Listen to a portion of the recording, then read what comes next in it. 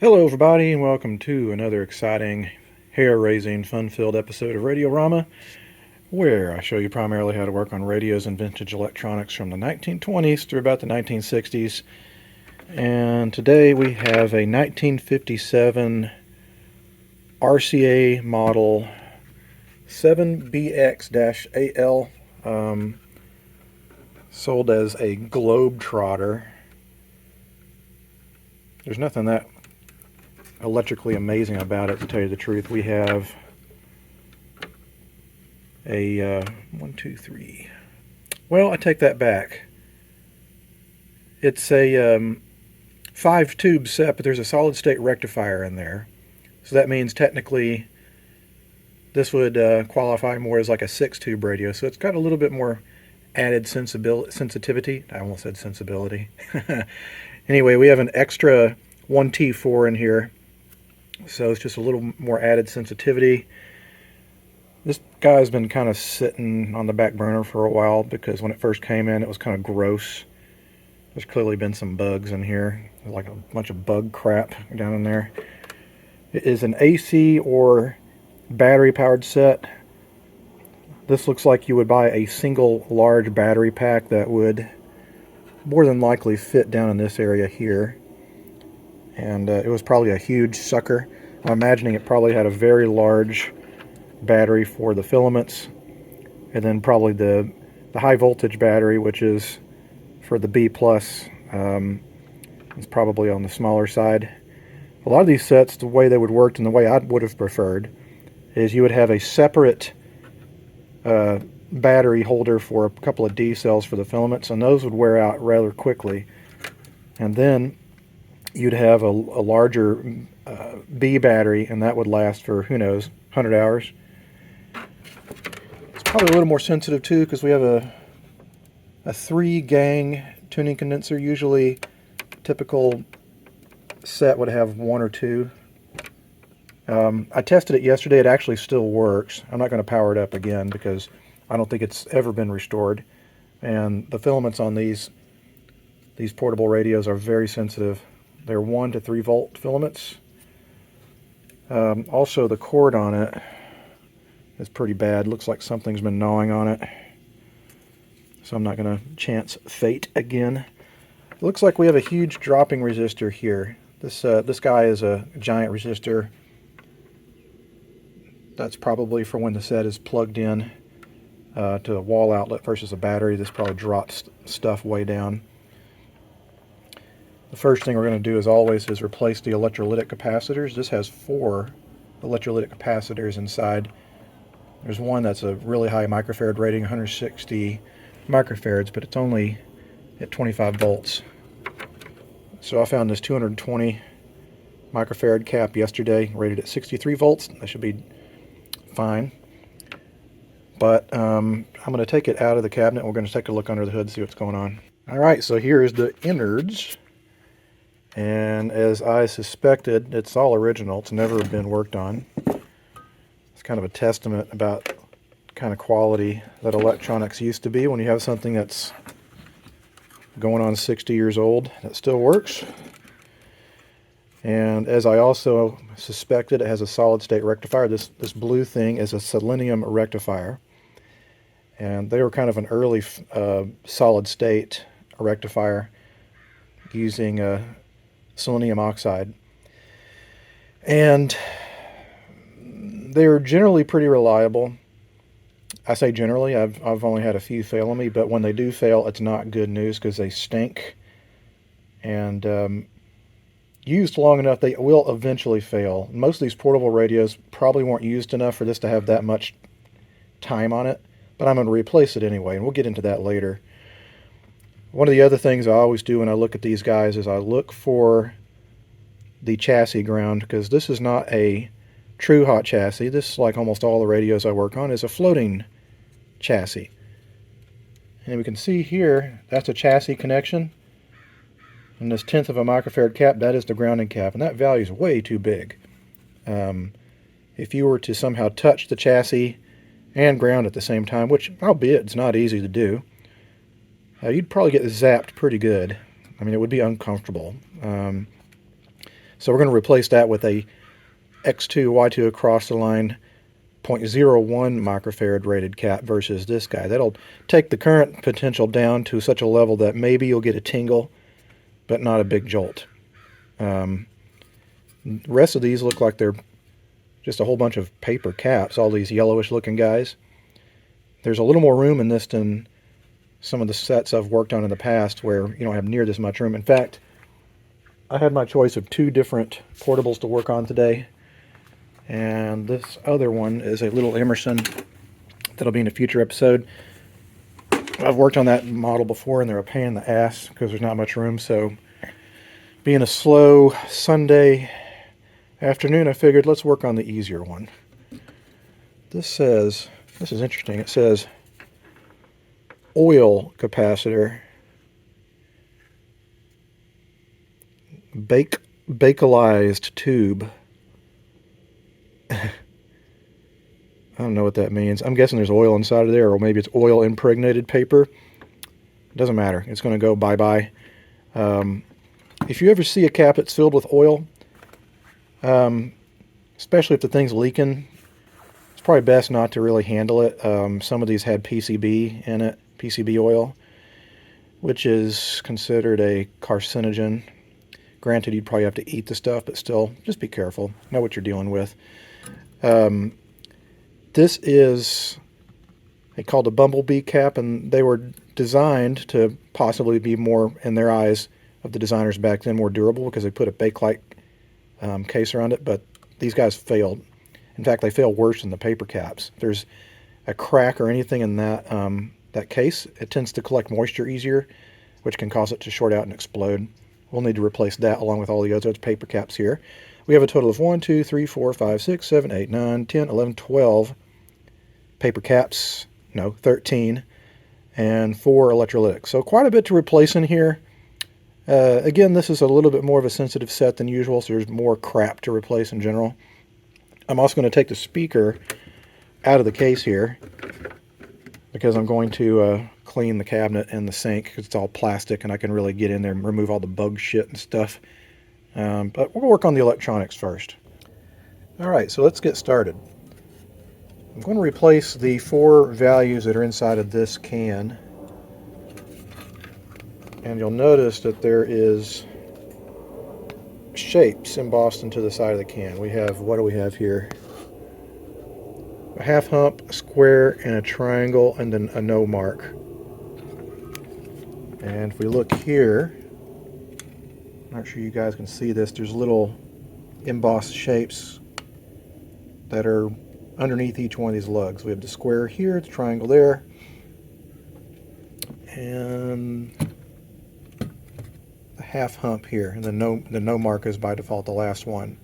That corresponds to the value that the shape is next to. And in order to free up some room, because I'm going to need all the room I can get, I'm going to replace these 3 capacitors, because the modern capacitors that replaced them are going to be much smaller. In particular this one, because this is the 2 chassis ground. And I'm probably going to ground it over here somewhere instead of here, so I free up the space underneath it to install these new capacitors. Here is the safety cap, X2 Y2 cross the line cap. And if it gets zapped real hard, it'll open versus fused together. And that's pretty critical, because if it fuses open or fuses closed, then you've got a real true hot chassis situation, which is quite dangerous. Because then you'd have pure line voltage unabated going through the chassis and potentially to you if you were to touch the wrong thing. Which, granted, again, not easy on this set, because the whole thing is encased in plastic. You would have to pull the knobs off, and even those shafts are recessed into the cabinet, so you'd have to literally stick your fingers in the hole without the knob. But we're going to do the right thing and replace that with that, and that'll make it a lot safer. Alright, so we got all of the electrolytics replaced. Sometimes this just calls for being a little creative. I used the grounding, well, the cap ground of the old electrolytic for all the grounds of the new capacitors. And here's all 4 of them. And I've got my new cord installed, and it is a polarized plug, even though Polarized plugs on a hot chassis or floating chassis set doesn't make a hell of a lot of difference. But if you're going to install a polarized plug, install it so that when you turn the set off, if you turn the set off and you measure 120 volts coming off the chassis, that means when you turn it on, it'll neutralize itself, if that makes sense. So I'm going to test it and make sure it still works, but I'm going to have to remove the speaker out of the cabinet. I have to remove it anyway because I'm going to clean it. And it's got these annoying little friction clips that everyone hates. Anyway, the way that you get rid of these guys or take them out is you get a little screwdriver and you just pull up. See if I can get one that's easier to get at. None of these are that easy to get at. Anyway, what you gotta do is pull up on these tabs just a little bit. Little sharp pointy edges. And sometimes you have to do more than one side. I'm being careful because I'm just waiting for this damn thing to come flying out of here. I'm going to have to use both hands to do it. I can't film this, but you get the idea. If you pry up on these little sharp tines here, it'll come out. And then we'll test the radio to make sure it still works. Alright, let's go ahead and try it out. These don't come on instantly like most portable sets do because this resistor has to warm up. So let's give it a whirl. See if we get any sound out of it.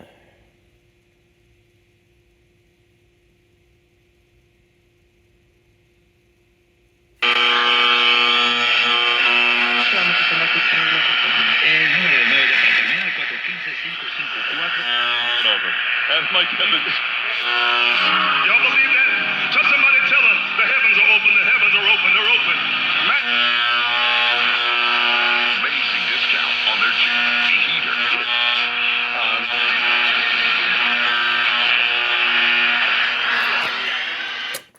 Pretty sensitive little set, if I most so say so myself. It looks like we got some holes in the speakers. Or the speaker, it looks like some bugs got in there, but that's okay. We can fill it up with a little flexible glue. The important part is that it works, but we need to continue with the also boring recapping job. And the other thing that I'm going to have to do is replace the selenium rectifier with a modern diode and a compensating resistor. Well, that does get quite warm. So let me get all the crap out for replacing the solid state rectifier here, and we'll do that next, because if you mess that up, you'll really mess up the radio, and I have a tendency to be dyslexic when it comes to putting in diodes incorrectly or put them in backwards. Okay, so here is the process for replacing the original selenium rectifier. First of all, I can't really get at the screw that's holding it on because this entire faceplate with all the pulleys and everything for the stringing is in front of it. So I'm going to leave it, I'm not going to leave it in circuit, but I'm going to leave its physical appearance, well, I'm going to leave it physically in the set. I've cut off its positive leg here, so it's now out of circuit. I'm going to use the negative as a tie point for the new diode. So the new diode is this teeny little guy here. And what you want to do essentially is this. You see we've got a diode, and then we put a resistor in front of that, and that's your positive. We do that because a silicone diode is a lot more efficient than a selenium rectifier. And so it's you need to compensate for that extra efficiency by adding more resistance in the line. And usually I use a 50 ohm resistor, but what I'm going to do this time is a little different. Because the resistor going from the positive off of the selenium is a 33 ohm resistor here. Generally I install about a 50 ohm 3 to 5 watt resistor, but what I'm going to do is I'm going to take this resistor out, and you figure 33 plus 50 is 80 something. So I found a 100 ohm resistor that's close enough, and that'll go from here to the diode, and then it should work. But should is an operative word. It may not work, who knows, because sometimes I'm full of shit. But anyway, let's go ahead and replace that and give it a whirl to make sure it's still working. And then it'll be the hub-drub job of replacing each one of these little caps. Alright, well here we go. I installed quite neatly, and it's real stable here. And I'm going to do the test to see if it's going to smoke or not. I'm not going to hook up the, well actually, I am going to hook up the speaker because you need a load on it, and then we'll test it. Here we go. Here is the smoke test.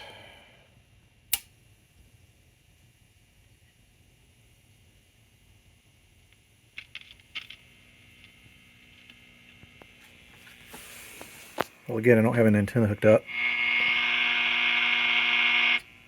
We're good. See, if I had installed it backwards, probably that resistor would eventually ignite itself and torch itself. It's just a little bit warm. Maybe I'll let it run for a while and make sure that resistor isn't going to get too hot. I don't think it will. Quit filming. Alright, I've had it running here for about 10 minutes. Don't do this, by the way. This is why I have a disclaimer, but I'm going to feel the resistor.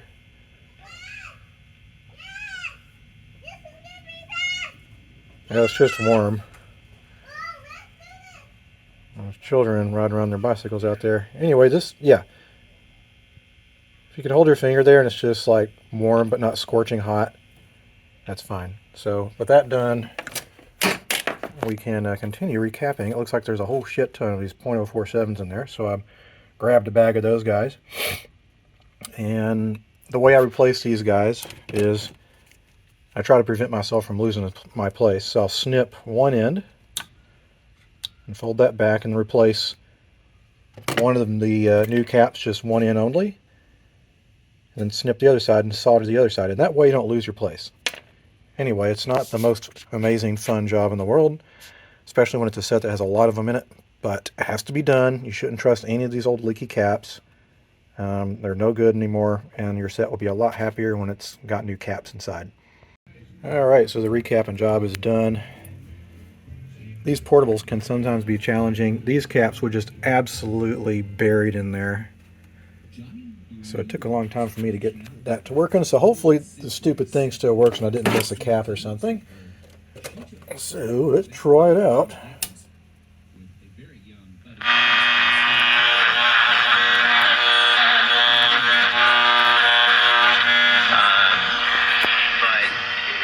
then you do go through periods like 2008, 2012, where you 7 and stuff.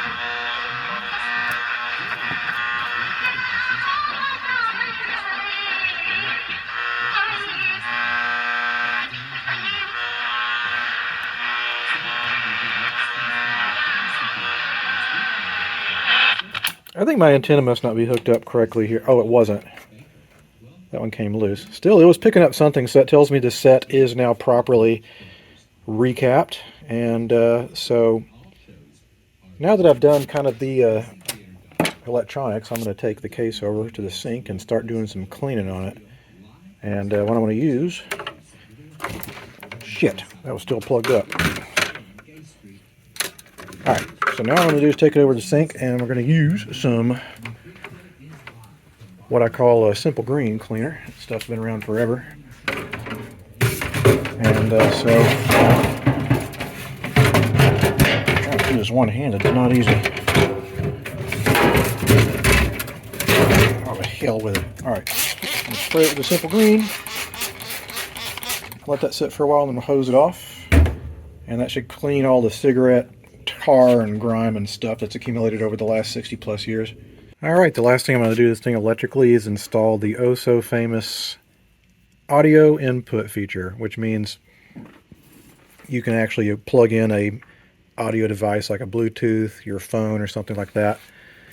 And some people very strongly disagree with this, but the reason I do it is because you know, our museum tries to find new homes for these guys, and truth be known, not many people really want to listen to AM radio anymore.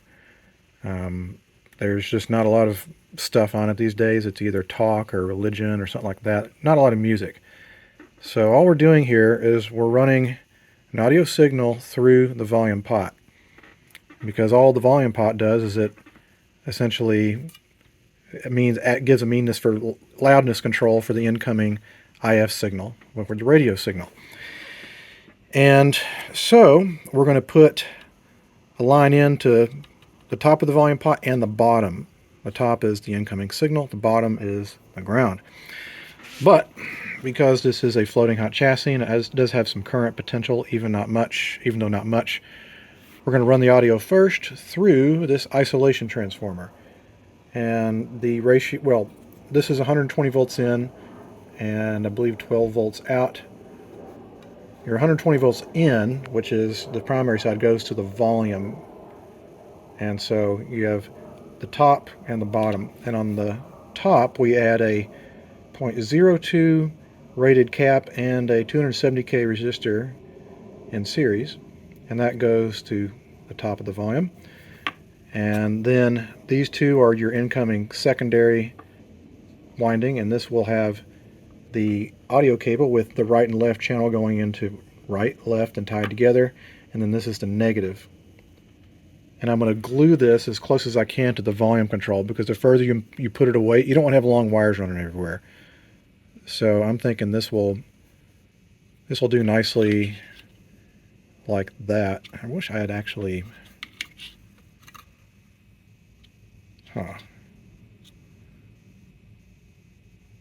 I'll make it work. Anyway, I'm going to have to use some glue to install it here. And then we'll run the wiring to the volume pot and give it a try. We're also going to clip these two guys. This is the IF signal. I'm not sure if this... What is this going to? Oh, weird. That's going to center tap. Yeah, so I think if I have both of, well, if I have just one of these removed, I might get some pollution. I'll cut this one first to see if that kills the IF signal. If not, we'll have to cut both of these and put a switch in that place. All right, so I've installed the audio system. Here's the oscillation transformer, and its leads from the primary going to the pot, and the secondary coming in from the little 3.5 millimeter jack. And I've got my Bluetooth on. And I've cut the leads to the IF signal, so let's see if we get some sound out of this now.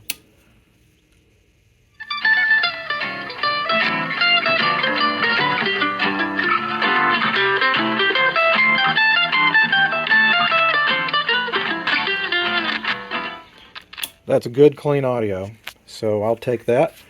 The last thing I'll need to do is run a skinny little wire from this connection and the top of the pot to restore radio signal in case the future owner wants to listen to the ball game or something. All right, so now that we got the electronics kind of squared away, it's time to work on the case. And it's a little dull, but we can bring back that original gloss with something I use on everything. Well, not everything, but plastic. Novus No. 2 plastic polish. And you can see how there's a lot of kind of discoloration and just a lot of abrasions on the case. That's probably closer to what it looked like when it was new. The sun has faded the plastic out that much. But this can take longer than actually doing the electronics. This will probably take me several hours to buff out, and we'll do the knobs as well. And so after that, we'll reassemble the chassis and put it back in and do a final test on it. Hopefully this guy will be able to go out the door by the end of the day. Alright, so this guy is all put back together again.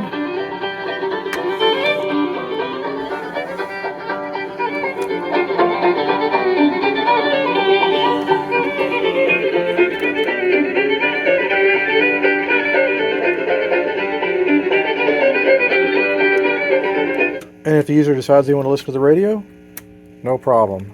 We got radio. Yeah, so if you label something vaccine,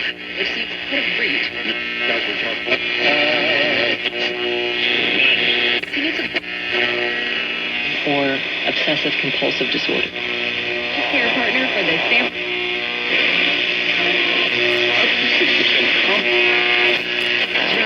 It's first safety and avoidance. So even young animals exploring the world. Doesn't seem to like my LED lights that much, but that's typical for portable sets in my garage. But otherwise it seems to work quite well. I'm going to let it play for a few more hours just to make sure nothing's going to break down thermally once it's back in the case. But I think we're probably good to go here. That definitely left kind of a sour taste in my mouth. There was a lot of parts to replace in this guy, but it was all worth it in the end because it sure looks a hell of a lot better and it doesn't reek of, I don't know, being infected with bugs. So this one's good to go. Anyhow, thanks so much for watching, and if you have any questions or comments and all that other jazz, you can leave them down in the comment section below, and I'll try to get back to you guys. I try to answer all the questions if I can. If you like what you see, press that like button. And until the next time radios come across my bench, which I just got informed we have about 50 sets coming in on Saturday. I'll see you next time. Adios.